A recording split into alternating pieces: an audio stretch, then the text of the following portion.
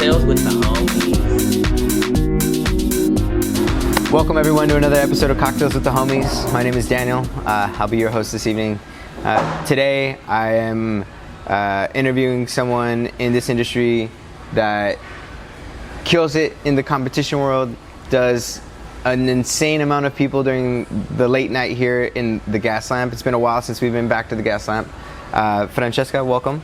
Hello. Can you tell the folks what you do and where you work? Yeah, so I'm a bartender. I'm the bar lead of Rustic Root downtown, and yeah, I'm here making cocktails. Yeah. So, I mean, let's start from the very beginning. Like, how did you get started in the bar and the whole industry? Yeah, so very interesting, because when I started in the restaurant industry, it was strictly out of necessity. I remember I was going to school, so I was like, I need something, and easy enough for me was to find a job in Little Italy, of course. But I was like, my English was not perfect, and so I started as a hostess. Okay. And then I was hostessing, and I was like, wait, I want to make more money, so I kind of like got the serving position. Mm-hmm. And then when I was serving, I was like looking at bartenders. I was like, wait, that's pretty cool, what they're doing there. And so I slowly got in the bar. I remember I was a bar back at the beginning, which it was insanely difficult for me. I was like crying about it. But, it was just like literally just me being curious about cocktail creation. Yeah. Which, it's creative, so it was like catchy for me. Okay. So you talked about not knowing English first. Where are you from? So I'm from Italy. Okay, cool. Yeah, I'm from Rome, but I like to say to people that I'm from North Carolina, and they like laugh at me. I'm obviously not. Throw them off. Yeah. Well, that must be a little kind of difficult, right? Like moving, not knowing English, and then going into a job where it's like mainly talking. How did you kind of navigate kind of crossing that bridge? Well, definitely, I was going to school, so when I started working as a hostess, I was able to communicate good enough. Yeah. And then obviously being in an Italian restaurant, that place was like full of Italians, so it was kind of like easier. You kind of built a regular? Yeah, I felt like very comfortable there. But definitely, I would say like this, working in the restaurant like helped me a lot, to like, speak a more proper English. But it's so funny because when I started working here at Rustic Root, I feel like this was my first like real like American, job. And then like, even though I was here for like 9 years, people were like, hey, did you just like came here from Italy? I was like, no, actually I've been here for a while, but I was very much so in like my little Italian bubble. Yeah. I would say. Yeah, I mean, pretty smart to start off, obviously, in Little Italy, and kind of like build a good regular base. Do you get your regulars coming here? Yeah, I have a couple of them that comes here. Nice. Yeah, it was a big regular spot for sure in Little Italy. Here is a little less because Gas Lamp is a little, different. Yeah. There's like, it's a mission chaotic. to get over here. Yeah, for sure. But I have some regulars for sure. Love my regulars. Nice. I mean, it speaks to good bartenders, right? To have regulars, especially regulars that follow you. That's even cooler because absolutely, it makes your week, but it also gives you that sense of like, I'm doing something right. Totally. Right. So, how did you get into actual bartending from hosting? Did you just in the same restaurant you were like moved your way up into busing? Yeah, I literally just I went to serving first because I just wanted to make a little more money, and then I just remember my best friend was there working, and I was like, hey, can you teach me how to do this, and then can you teach me how to do that, and then I guess I was just curious, so I just did it kind of on my own. I had great support for sure. I mean, that's the biggest thing is to be curious. Yes, always been. Yeah, I think bartenders really take to that because it's like you're willing to do the extra because you already want to learn. It's not like they're forcing you to do this or anything. And that's very big for me. Even now, like, you never stop learning, right? Like, there's so much to learn, and then if you don't have curiosity, like, it's really hard to do that, because the bartending world is like, it's so large in matters of, like, things to know. Yeah, absolutely. And not only things to know, but things to do. So I know you're kind of getting your feet wet into competition bartending. Talk about that. So tell me how it's been so far. I know you just finished a competition, right? Yeah, so I just did one yesterday, the Fernet challenge. It went really well. But yeah, it's been such a crazy, fun, amazing year.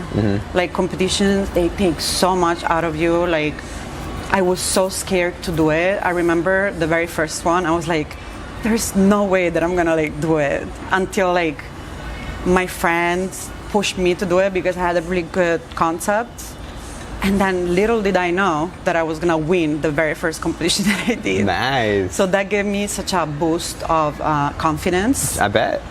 And I feel like they're not easy. They're not easy. They're not easy. And I get very competitive, and then I get really sad if I don't play. But like, also, like, you win some, you lose some. Of course, that's life. And then just you getting yourself out there, it's just life-changing, like, in matter of confidence, of, like, just meeting so many people that are doing amazing things. Like, it's just such a learning experience. So I feel like in the past year I did so many, because it gets kind of like addictive, I bet. You make one, you're in front of the crowd, it's a good boost of adrenaline. Let's go. Yeah. So what I really like to see from competitions is the way people kind of make their cocktails, because, like, it's no longer, when you're making a cocktail, you kind of think about it, at least when you're in a bar, you go, okay, well, I'm making it to people. What do people usually order here? So it gives you you have a lot of information to pull from, right? In regards to, like, past cocktails that you've sold, and, like, you can kind of see what kind of flavor profile your guests like. Yes. There's your profile, what you like to make, and usually a lot of people make that for their guests. Sometimes it works, sometimes it doesn't. How do you kind of understand and navigate flavor profiles for a panel of judges? Because these are people, obviously, that know flavor, that know cocktails, and have this already pre-existing idea of what a good cocktail is. How do you kind of dissect that and make your own cocktail? Yeah, it's a simple question, because in reality, I think for me it's always been like what I like, right? And I don't know, I feel like a lot has to do with just being Italian. Like, I just was raised with, like, I don't know, like, being in the kitchen with my mom, or just, like, cooking at home. So you cook a lot? What's that? You cook a lot? Yeah, I love cooking. So I think, like, for me, it's just being something that I have in me, like, kind of flavor combinations. And I honestly just go with it. I try it.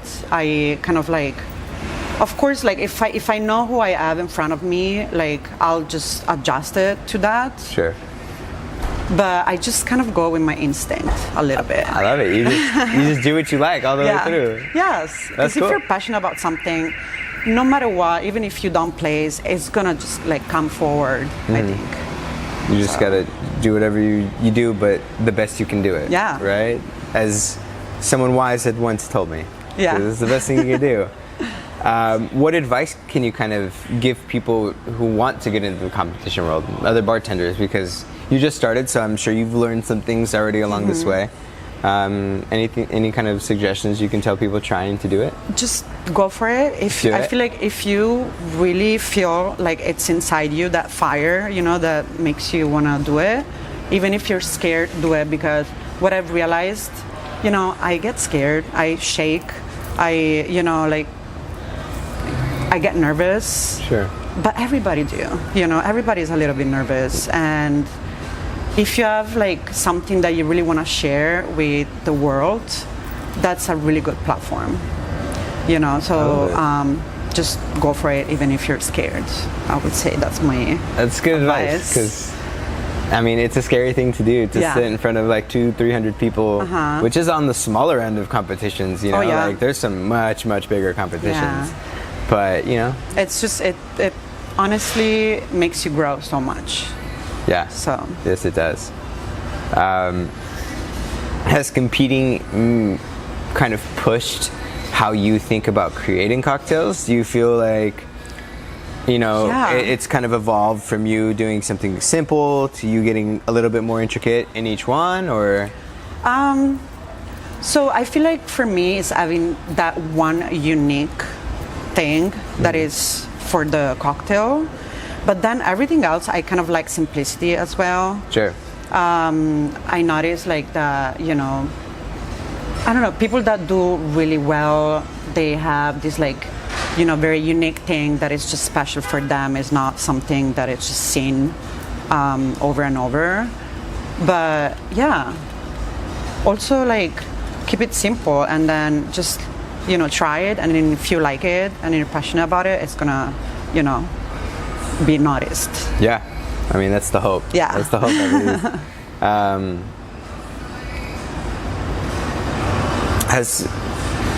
Has competing changed the way you even view flavor? Have you like had to do something a little bit different than what you normally have like tried, and then found success in competing, and then bring it to your restaurant? Yes.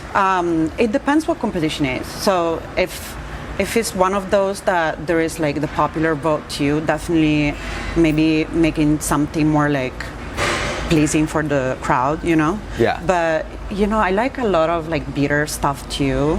That's a lot of just kind of like Amaro's profile. So sometimes, you know, it's also just about being courageous to use whatever flavor profile that you think, you know, it just matters to you. Yeah. And so I definitely think that doing competition changed that view, you know, like it depends also on the competition that I'm doing, but more, yes, a refined flavor profile that fits for myself and for the competition, depending what that is. Yeah. I don't know if it makes sense. No, it does. Yeah. I mean, you have currently a cocktail being offered at a restaurant because Yeah. of a competition. Yes. Right? So you get to see not only like your thought process for this cocktail for the judges, but now you see it in like a real world setting, right? And how Yeah. it does and how people enjoy it, which, Yeah. by the way, you should talk about it because it's fantastic. Thank you. It's a really good Thank cocktail. you. I can't It's la stop verde. drinking it. It's so good. Very proud of this one. What is it? Tell the So people. this one, actually, the competition that I did, it was for Remy V. So okay. Here I modified it a little bit to adjust it at the bar that we have here. But it's Remy V. I did a clarified lime that's cool. juice, and then I made this melon cantaloupe oleo serum, and I infused bitter bianco from Luxardo with basil and made it like a spritz, so a little bit of prosecco and a splash of soda, and then I made a basil oil. I use olive oil as a base because I really want it to be like a summer Italian spritz. That sounds so much like a dish when you talk about it. Yeah. It feels like you build on flavor. You build on different parts and aspects of flavor. That's very interesting. Thank and you. very delicious. Thank you. They can find it here at Rustic Root. I have it here. It's not on the menu, but it's something that I have up my sleeve. A secret item. Yes. And then it was at Nolita Hall Okay. for a while. Cool. And yeah, it's for almost the whole summer. Yeah, I highly recommend you guys come get it. It's fantastic. That clarifying is pretty interesting because you want to take the flavor, but you want to change the look. And then your oil, so you want to take the flavor, but you want to add to the texture. Yes. And I love how you kind of take texture and flavor and try to make it into a layered kind of component. Yeah. Which is not easy. Yeah, It's not easy to I was do. inspired by Italy, like summers in Italy, and then like cantaloupe melon, is what we have in every Italian summer table. So there was a lot of passion behind this. A lot of storytelling too, which is extremely important when you go to competition. Well, talking a little bit before this with you, you are an artist on the side. Obviously, this is a little bit of artistry going into a glass, but talk about your art and you know how that kind of grows with your bar experience. Yeah, so I'm a painter. I come from a family of painters, my dad, my grandpa, my uncle. And so it's something that I want to kind of like continue.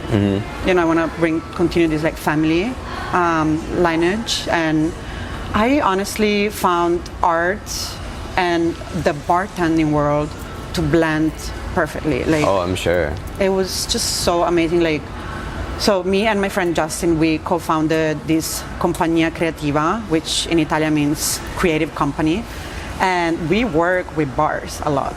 So he's a great like muralist, and so I've been like doing murals with him in bars. When we do like events, often is in a bar.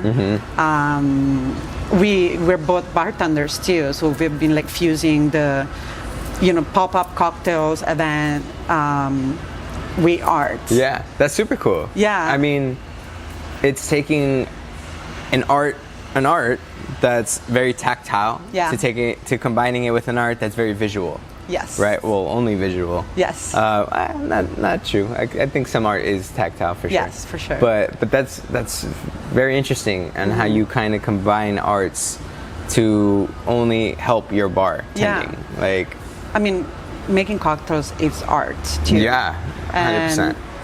And they just go really along perfectly together. I did the Sirens and Spirit competition, and it was the art of the pour. And so I was like, oh my God, perfect. This is like our competition. This is my jam. And it went really well, you know. And I made these like little coasters. I don't know, just like these two worlds are like, they blend together perfectly. And not only that, but there's a lot of support from the bartender industry. They, you know, they support me so much, like in the art world. I mean, I really can't stress that enough. And I don't know if it's only here in San Diego, because I've only bartended here in San Diego. I've cooked all around the country, but this industry in particular in this city, it's very, very much about love. It's great. Yeah, I don't know if it's unique to us, because I have yet to bartend in other cities personally, but I think it feels unique. It really does. Like, really does. Feels so cool to have all this, not only support, but people like look out for you. People will like call you and they're like, hey, like, I got this. What's up? So much support. Yeah. And also like the women in this industry, they're like amazing. I feel like I got so much inspiration from them. Like when I first I was not really in the industry at the beginning. I was like my little bubble, right? And then when I started like, you know, putting myself out there, like there's so much support and there's so many like badass women out there. Yeah. So I got inspired a lot by them. 100%. I think it's a cool kind of understanding that everyone has with each other. And there is no, there probably was from past interviews that we've had some like very, very harsh misogyny back in the day in San Diego. But I feel like since I've been here and been pushing with the bars industry, like it's just a lot of people who are just down to work with good people. Yeah. Like that's all it is. Like I agree. Woman, man, purple, blue people, who gives a fuck? Like no, it's a great industry. It's like solid. Yeah. It's really cool. From what I've heard, it's been to where it's been what it is now. Yeah. I think it's been leaps and bounds in terms of like how much it's changing, which is really, really cool. That's very true. Yeah. So talking about this industry and, you know, how to kind of start in it, what advice can you give someone who wants to start in it and who kind of hopefully sees this podcast and can go, well, that's something I'd like to do. That seems cool. Like, is there any advice that you could give? Like, especially for someone that wasn't, like born in with the English language. Yeah. You kind of learned that and then learned this industry at the same time. Yeah, I feel like there's gonna be challenges, obviously, like Sure. just if it's something that you're passionate about, just learn, go for it, like on your own. Be curious, obviously, is your number one. What's that? Be curious. Be curious. Yeah. Yeah, my friends think I'm crazy because I never stop doing things. I never stop like throwing myself out there in like, catching opportunities. So definitely that's a huge part. I think that's something interesting to note that I learned, at least with cooking, is that people see not knowing as almost a negative aspect. Yeah, no. Which is wild because like not knowing is perfect. It's perfect. You get to learn, so much, and you get to be so creative.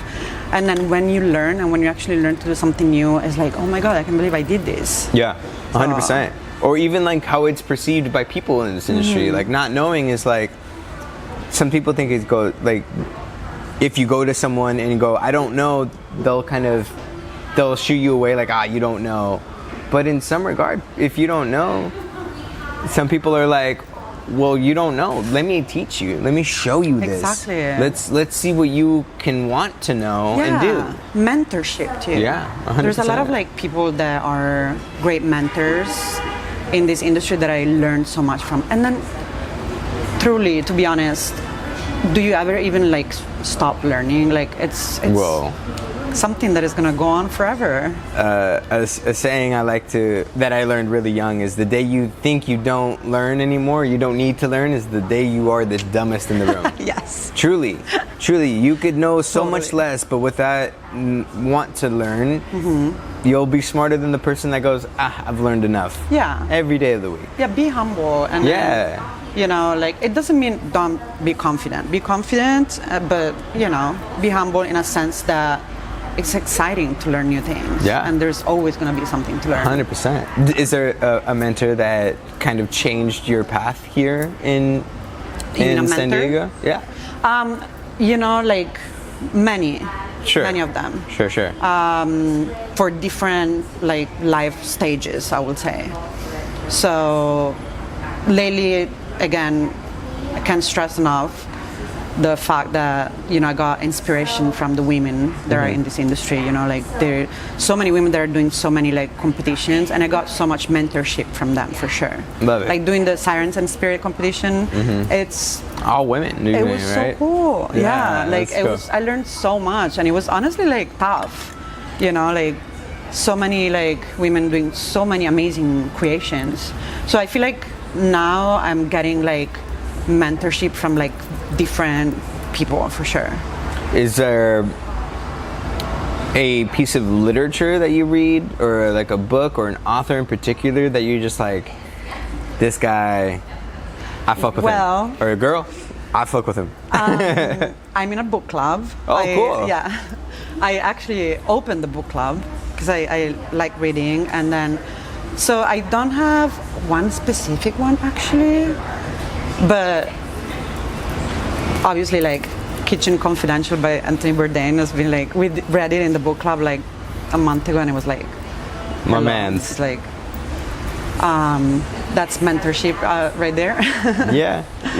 I mean, it is mentorship, but it's a reality check. Yeah, because he succumbed to what some people in this industry struggle with, and saw him as a beacon to not do, right? So I guess there's a duality with him. Yeah, it was just really cool to. This specific book, I didn't read it. I listened to it. Oh, cool! And it was his voice. I was like, oh, that's super cool. That I didn't know that. I didn't know he made an audio. Yeah, book there's of an it. audiobook. Oh, that's cool. Yeah. Yeah. But I get a lot from books for sure. Oh yeah. We are all girls, and we read one book every month, and then most of us is in the industry too, which is so funny. Cool. And so I get inspiration from different books. I don't have one specific author that I am attached to. That's fair, especially if you're reading 12 books a year. I don't always do it. It's hard, but I mean, I try. It's a lot. It's a lot to do that. Yeah. Some people don't even read a book a year. Like, Yeah, it's a hard thing to do. It's like Totally. a lot of things to do in life, and there's, time is fleeting. You know. Well, thank you for joining us and talking about your life. Actually, I did have a question. Yeah. Because, women in particular really have an issue. Was there any notable obstacle that you've had to overcome, especially as a woman, as we've heard that, it wasn't the best back in the day. Yeah. But also someone who doesn't speak English coming into this. Was there like a notable thing that you had to overcome with that? So, I mean, it's weird because sometimes it's a good thing that I have my accent and then I'm Italian. Like, people are like, oh my God, you're Italian. And then, so I take that as my advantage. But some other time in the past, it's definitely been a, way of not getting taken seriously. I bet. Makes sense. I bet. So definitely, it's just, I felt sometimes that it was kind of awkward, and it was like, I was feeling very insecure, especially in bartending, because, when I started, I didn't really communicate that well. But, honestly, I feel like in this industry, there's always like challenges for everyone, so Absolutely. I feel fortunate, that I had this like life and this path and this challenge. So everything made me grow, and so, just all challenges that people go through. Yeah, I love nothing different, I love the growth mindset. Yeah. I think you do an amazing job in how you perceive cocktails, obviously how you make cocktails. Cheers. I think you did a fantastic job with these. Thank They're you. fucking delicious. And thank you for joining us and spending some time to share your little piece of understanding of this industry, your view of this industry, and to my advantage, your view of cocktails and how you make them, and flavor and love and all of it. I really appreciate you, Thank Francesca. you. Thank you for Thanks joining for us having today. me. Yeah, It's been of a course. pleasure. Thank you. Cheers one more time. Cheers. All right, friends. Salute. Salute. This is another episode of Cocktails with the Homies, everyone. Cheers. Cocktails with the homies.